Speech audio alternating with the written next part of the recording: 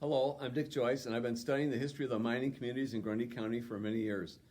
The worst mining disaster in Illinois history in the 1800s occurred on the Grundy-Will County line at Diamond on February 16, 1883. This was the number 2 mine of the Wilmington Coal Mining and Manufacturing Company. That winter had been a tough winter, with a lot of snow in early February. But then, a few days before the disaster, warm weather hit and a lot of rain came down, flooding the prairie, some places as much as 3 feet deep. On that Saturday morning, 185 men and boys went down into the mine, 85 feet down the shaft to the coal.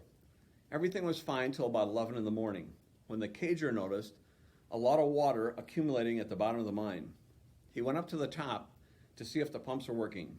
They were working, but when he went back down into the mine, he noticed that the water was over his waist, and he sounded the alarm.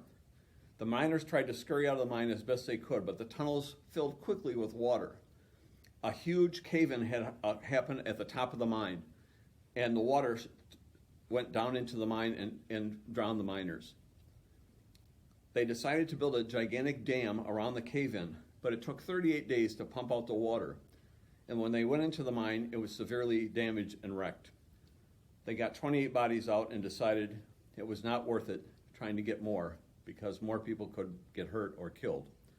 This disaster killed about 70 miners. They ranged in age from 13 to 54. 2 boys were 13, 2 were 14, 10 were teenagers.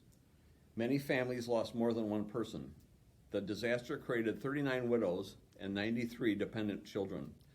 The McQuiston family lost their father and 3 sons. 3 Pearson boys died in the mine, and Mrs. Huber lost her husband and 2 sons.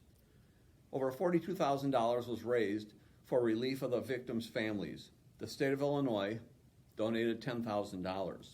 The families were given $30 each for their deceased members of their family. They were given a lump sum if they moved away and a weekly stipend if they stayed.